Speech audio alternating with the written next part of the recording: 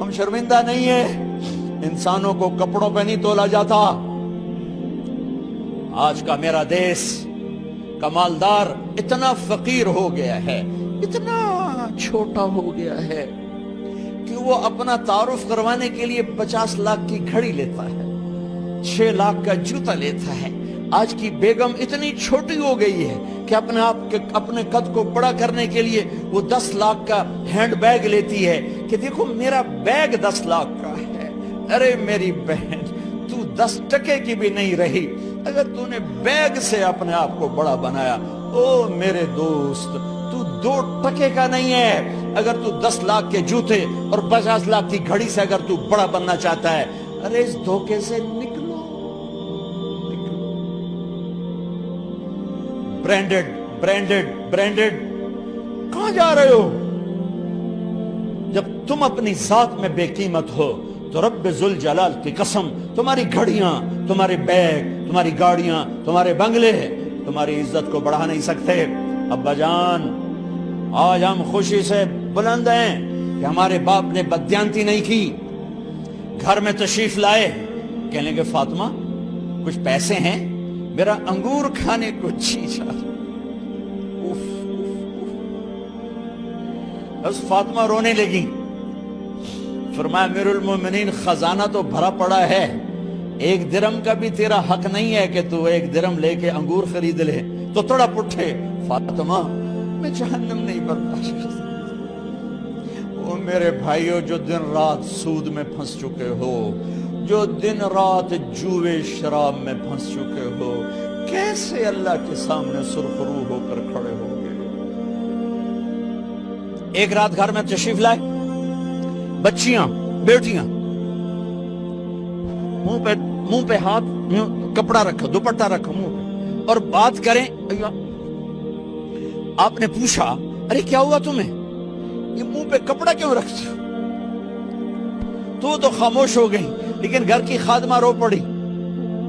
کہا امیر المومنین، آج آپ کی بیٹیوں نے کچا پیاز توڑ کے اس سے روٹی کھائی، سالن کھائی، اور میرے آج کا تاجر کہتا ہے جھوٹ نہ بولوں تو کاروبار کیسے؟ میرا افسر کہتا ہے رشوت نہ لوں تو گزارا کیسے کروں؟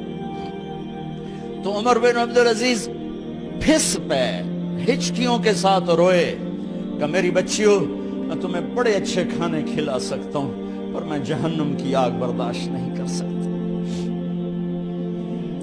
بھائیو، اس بندے نے اپنے آپ کو ذبح کر دی، اللہ کو راضی کرنے کے لیے ذبح کر دی، اپنے ذات کو، اپنے جذبات کو، اپنے احساسات کو۔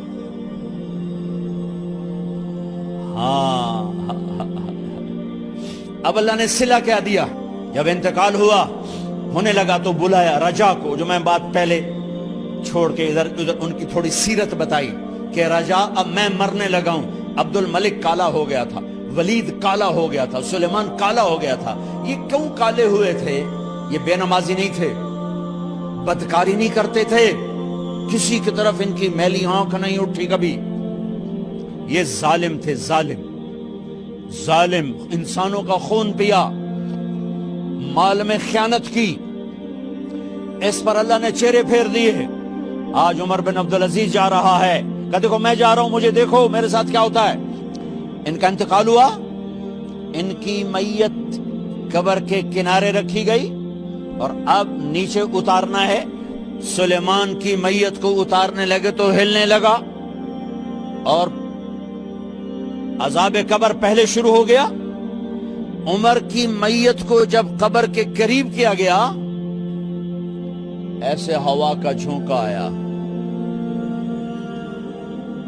ایک پرچہ ایسے لہراتا ہوا، یوں آیا، یوں آیا، یوں آیا، اور عمر کے سینے پر گر گیا۔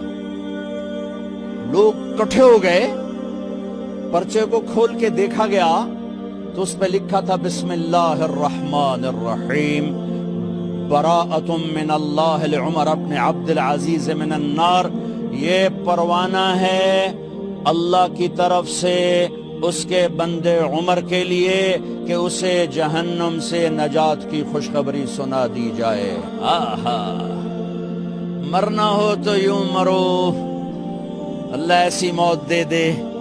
کہتے ہیں پھر میں نے ان کو قبر میں اتارا. جب قبر میں اتارا تو کیا دیکھا؟ میں نے کفن کی گرہ کھولی تو چہرہ قبلے کی طرف، اور یوں لگا جیسے 14ویں رات کا چاند قبر میں اتر آیا ہو. اور آخری بات کرتا ہوں، میرے